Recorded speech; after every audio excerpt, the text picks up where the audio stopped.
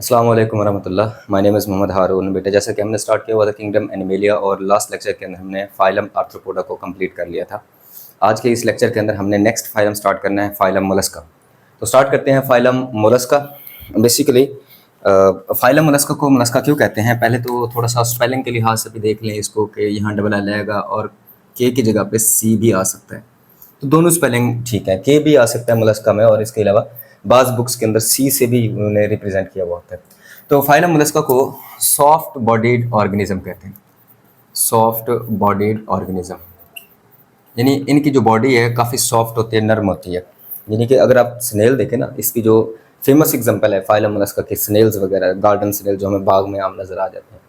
अगर इसका ऊपर सख्त खोल आप निकाल रहे हैं ना, तो नीचे जो ऑर्गेनिज्म पड़ा हुआ है वो आप ज़रा देखेंगे बहुत ही सॉफ्ट किस्म का होता है। तो ये जो मोलस्कन वर्ल्ड है ये सॉफ्ट बॉडीड ऑर्गेनिज्म के लिए इस्तेमाल होता है।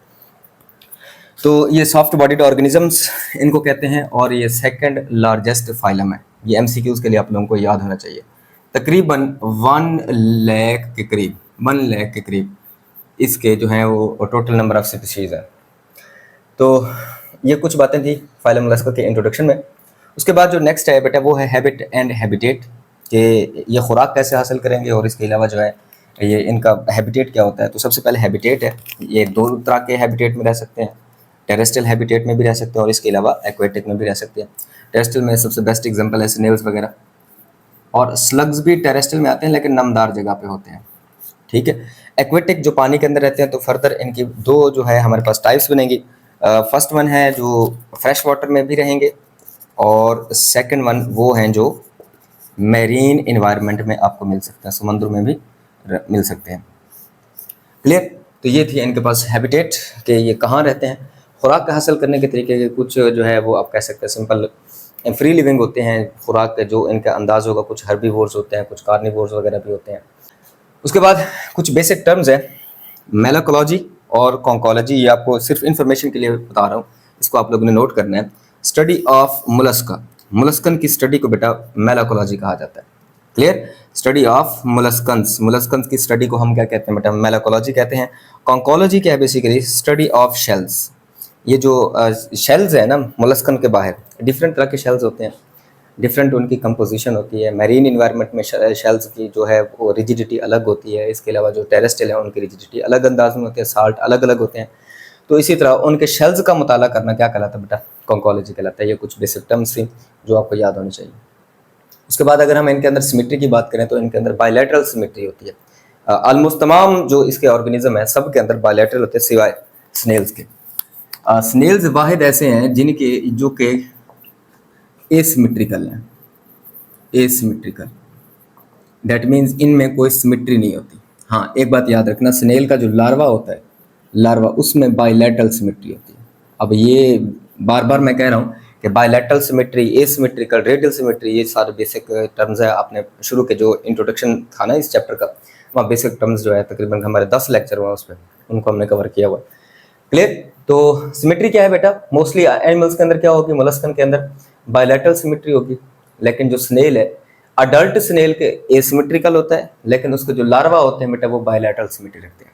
ये एक एक्सेप्शन थी। बायो और केमिस्ट्री के अंदर वैसे एक्सेप्शन ज़्यादातर पूछी जाती हैं, वो आपको याद होनी चाहिए। लेवल ऑफ ऑर्गेनाइजेशन, इनके अंदर organ system level of organisation है। दैट मीन्स ऑर्गन सिस्टम ही इनके अंदर बनते चार। उसके बाद अगर हम बात करें बॉडी कैविटी की, तो ये सीलोमेट है, और हमने पढ़ा हुआ है सीलोम क्या होती है। ये space between mesodermal lining, mesodermal lining, ये भी हमने बेसिक जो हमारे लेक्चर हैं उसमें हमने काफ़ी डिटेल से डिस्कस किया था कि सीलोम किसे कहते हैं, सूडोसीलोमेट क्या होते हैं और एसिलोमेट क्या होते हैं।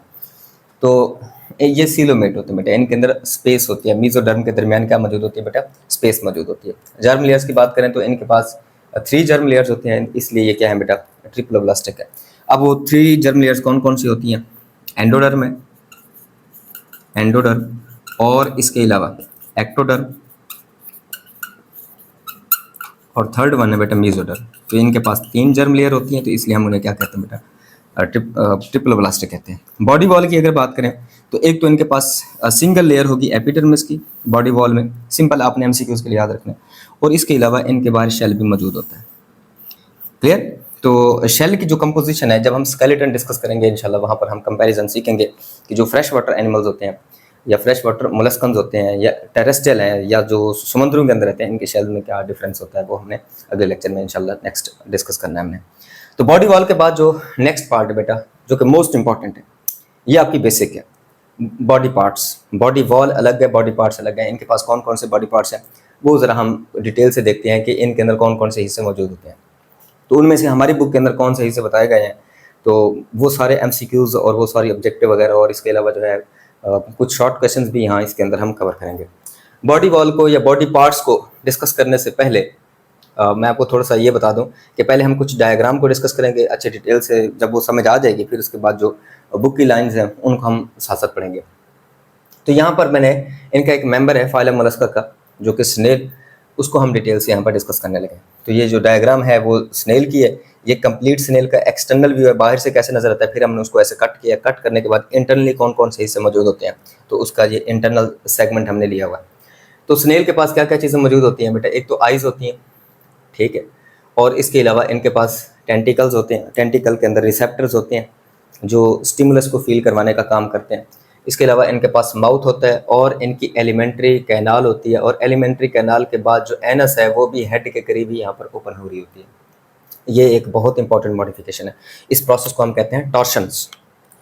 बट इस प्रोसेस को हम क्या कहेंगे, टॉर्शंस कहेंगे, टॉर्शंस। अच्छा, बेसिकली इस चीज़ को इस तरह समझे ना कि वैसे तो हमारे पास जो भी ऑर्गेनिज्म आया है ना, उसकी कुछ कन्फिग्रेशन ऐसी थी कि एक जो ओपनिंग थी माउथ, वो अलग साइड से थी, दूसरी साइड से दूसरी जो ओपनिंग है जिसको हम एनस कहते थे वो ऐसे मौजूद थी, ऐसे था ना, ये था tube with in a tube body plan. अब इनके अंदर वो ट्यूब तो बन रही है, लेकिन इनके अंदर ना थोड़ा सा कह सकते हैं चेंज आई है, जिसको हम टॉर्शन कहते हैं। यानी इनके जो सेगमेंट्स हैं उनके अंदर रोटेशन आई है 360 एंगल पे, जो है ना, अब पूरा 360 या 180 डिग्री कह लो, ये चेंज आई है उसके अंदर। क्लियर? तो हुआ क्या है, इसके एलिमेंट्री कैनाल ऐसे फोल्ड होने के बाद एनल ओपनिंग जो है ये हेड के करीब यहाँ पर आके ओपन हुआ है, शेल के करीब, ठीक है। तो इस प्रोसेस को हम कहते हैं टॉर्शंस। तो यहाँ पर हमें टॉर्शन की वजह से इनकी एलिमेंट्री कैनाल में कर्व देखने को मिलते हैं। इसके बाद जो हमारे पास स्नेल्स होते हैं उनके पास शेल भी मौजूद होता है, और अगर हम इसका क्रॉस सेक्शन लें तो यहाँ पर ये हमारे पास डिटेल जो है इसकी एक स्ट्रक्चर बनती है। बेसिकली जो मोलस्कन्स हैं या स्नेल्स हैं इनके पास 3 बेसिक पार्ट होते हैं, 3 बुनियादी फीचर्स हैं जो याद होने चाहिए। कोई अगर आपसे पूछे ना कि मोलस्कन की कोई आप बेसिक कैरेक्टरिस्टिक बताओ, तो आपको आंसर ये देना पड़ेगा कि उनके पास एक तो शेल होगा, दूसरा ये है कि उनकी बॉडी सॉफ्ट होगी, तीसरा ये कि उनके पास विजरल मैस होंगे या विजरल ऑर्गन होंगे, ठीक है। ये 3 मेन पार्ट है। अब ज़रा समझना है, देखिए यहाँ तक का जो हिस्सा है ना, ये जो आपको नज़र आ रहा है, इस पार्ट को हम हेड रीजन कहते हैं, ठीक। और ये हिस्सा जो आपको नज़र आ रहा है, ये वाला, इसको हम कहते हैं मस्कुलर फुट। क्लियर? तो ये हमारे पास है बेटा मस्कुलर फुट। और उसके बाद ये जो ब्लैक वाला हिस्सा आपको नज़र आ रहा है, ये हो गया हमारे पास शेल। अब हेड पोर्शन के अंदर क्या क्या चीज़ें नज़र आती हैं, एक तो माउथ है, दूसरा हेड रीजन के ऊपर जो है हमारे पास 2 आइज़ लगी हुई होती हैं, लेकिन वो एक डंडी पे लगी हुई हैं। उस डंडी को क्या कहते हैं, ओमेटोफोर कहते हैं। फिर उसके ऊपर क्या बनी हुई है बेटा, आइज़ बनी हुई है। ये आपको ये रेड कलर में ऊपर आइज़ नज़र आ रही है। अच्छा, इन आइज़ को डंडी पे क्यों लगाया है, यानी आंखें अगर यहाँ पर लगी हुई होती तो पीछे उनके देखना बहुत मुश्किल हो जाता है। क्लियर? तो इसलिए थोड़ा सा डिस्टेंस पे लगाया ताकि पीछे जो है उनकी नज़र पड़ सके। तो इसलिए ये एक डंडी के ऊपर लगी हुई है जिसको हम ओमेटोफोर कहते हैं। इसके अलावा आप इस डायग्राम में देखें, मैंने आपको समझाया हुआ है कि यहाँ स्मॉल टेंटिकल्स होते हैं। मैंने डायग्राम को ईजी रखने के लिए, ताकि आपको समझ आ जाए, यहाँ मैंने ड्रॉ नहीं किए हुए। इसके अलावा हेड रीजन के अंदर माउथ होगा, माउथ के बाद एलिमेंट्री कैनाल का स्टार्ट होगा। माउथ रीजन के अंदर मसल्स मौजूद होते हैं, और उन मसल्स के साथ जो है एक आप कह सकते हैं रेस्पिंग ऑर्गन है, रेस्पिंग खुरचने वाला ऑर्गन है, जिसको रेड्यूला कहते हैं। तो बोर्ड में अक्सर शॉर्ट क्वेश्चन के लिए पूछा जाता है। अच्छा, ये आप ऐसे समझ लें कि ये इनकी टंग है, जुबान है, ठीक है। और ये क्या करती है, बिल्कुल ऐसे है जैसे कि हमारे पास नेल कटर है ना, नेल कटर काटने के बाद उसके अंदर एक जो है वो एक स्ट्रक्चर लगी हुई होती है, वो एक रेस्पिंग हमारे पास टुकड़ा सा लगा होता है, जिसको हम बार बार अपने नाखून के ऊपर ऐसे रगड़ते हैं ना, तो हमारे जो नाखून है, ये नेल्स हैं, ये स्मूथ हो जाते हैं। बिल्कुल वैसे यहाँ पर रेड्यूला लगी हुई होती है। अब होगा क्या, जैसे वो खुराक मुंह के जरिए जिससे में लेकर आएंगे ना, तो उस खुराक के पीस बनाने के लिए मसल्स के साथ जो वो रेड्यूला अटैच है, वो ऐसे ऐसे उसकी मूवमेंट होगी। उसकी मूवमेंट की जैसे खुराक के पीसेस बनना शुरू हो जाते हैं। तो रगड़ने के लिए रेड्यूला जो है वो खुरचने के लिए खास तौर पर इस्तेमाल करते हैं। क्लियर।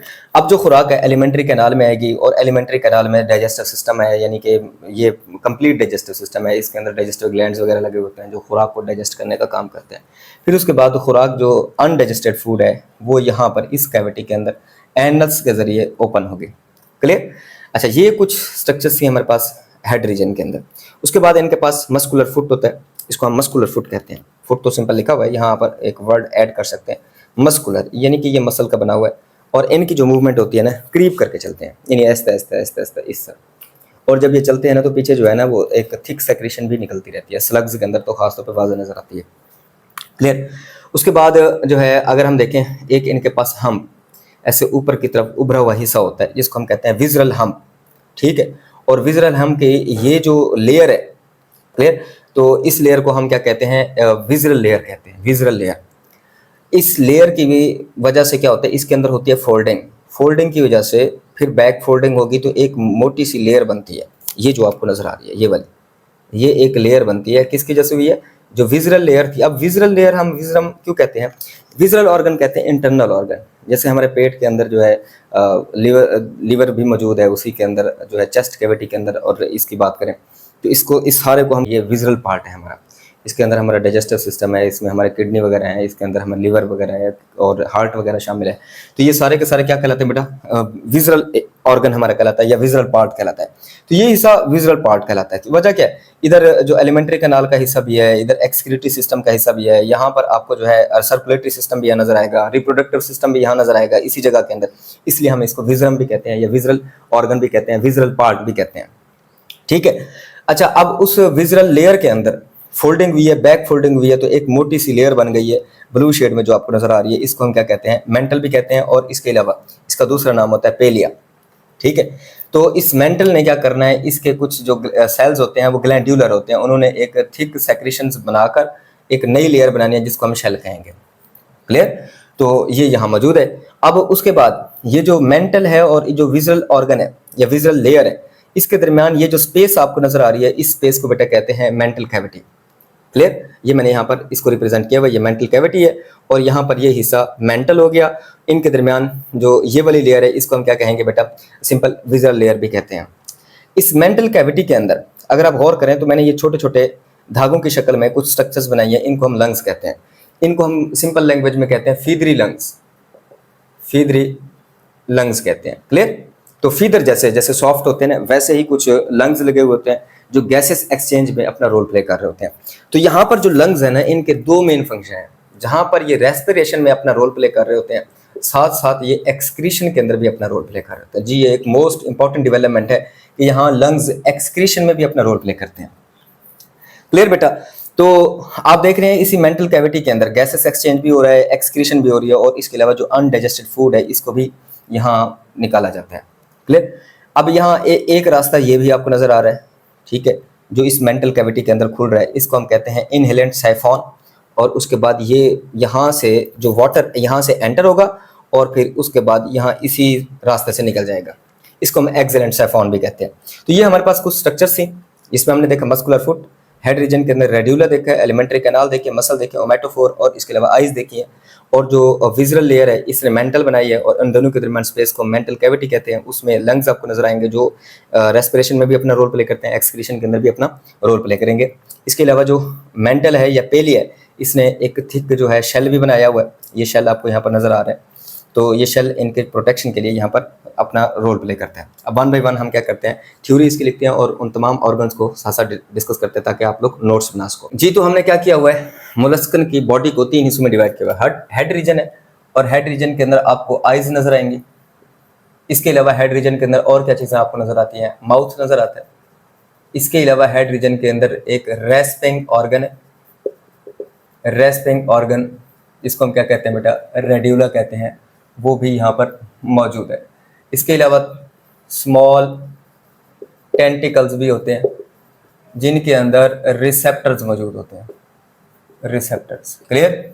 और फिर उसके बाद मस्कुलर फुट, इसका क्या काम होता है, मूवमेंट के अंदर हेल्प करता है, और ये मूवमेंट जो है ये स्लो मूवमेंट होती है। ठीक है बेटा। और विजुअल मैस यानी ये वाला हिस्सा, इसके अंदर आपको रिप्रोडक्टिव ऑर्गन,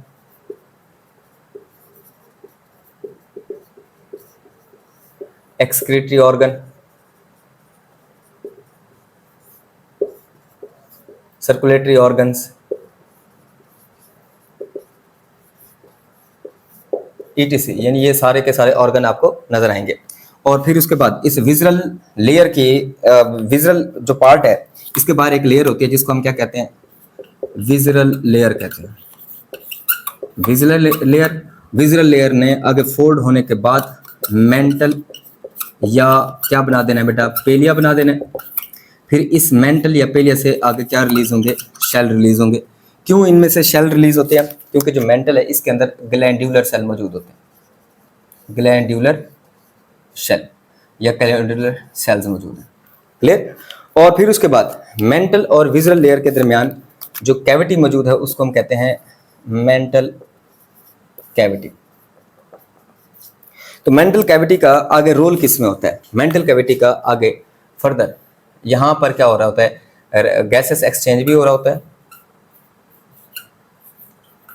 यानी कि गैसेस का तबादला भी हो रहा है, गैसेस को बाहर रिलीज भी किया जाता है और यहाँ अंदर भी आ रही होती हैं। इसके अलावा यहाँ पर जो है आगे लंग्स भी मौजूद होते हैं। और फिर उसके अलावा यहाँ पर और क्या काम हो रहा होता है, जो वेस्ट मटेरियल है, अनडाइजेस्टेड वेस्ट मटेरियल, उसको भी क्या किया जा रहा होता है, डिस्चार्ज किया जा रहा होता है। तो ये हमारे पास एक बेसिक था, एक लेक्चर था फाइलम मोलस्का का। इंशाल्लाह फिर नेक्स्ट लेक्चर के अंदर हमने फर्दर जो हमारी जनरल कैरेक्टरिस्टिक है उनको हमने डिस्कस करना है। आज के लिए बस इतना ही है, इजाज़त दीजिए, अल्लाह हाफ़िज़।